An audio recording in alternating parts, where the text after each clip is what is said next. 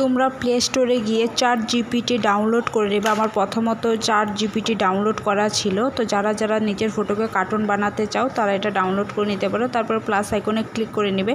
Click করে নেওয়ার পর এইখানে দেখতে পাচ্ছ ফটো আসবে, তো ফটোতে তোমরা ক্লিক করবে। ফটোতে ক্লিক করে দেওয়ার পর তোমাদের এখানে ফটো চলে আসবে। তোমরা যে কোনো একটা ফটো সিলেক্ট করে নেবে।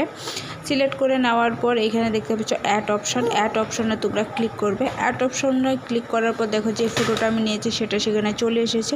চলে আসার পর দেখো নিচে লেখার জায়গা আছে, তো এখানে আমি যেভাবে লিখেছি সেমভাবে তোমরা লিখবে। মেক ইট গিভিল স্টাইলিশ অডিও, এটা লিখবে। লেখার পর এখানে যে তীর চিহ্ন দেখছো সেটাখানে তোমরা ক্লিক করে দেবে।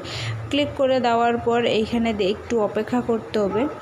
তো এইখানে দেখতে পাচ্ছ যেটা আমরা ক্লিক করেছি, দেখো একটু অপেক্ষা করতে হবে। গেটিং স্টার্টেড দেখাচ্ছে, তো একটু অপেক্ষা করার পর এখানে দেখো মে টেক এ মোমেন্ট দেখাচ্ছে, তো কিছুক্ষণ একটু টাইম লাগবে। তো সবাই এই অ্যাপটা ব্যবহার করছে। তো এখানে দেখো অপেক্ষা করার পরে শেষে চলে এসেছে।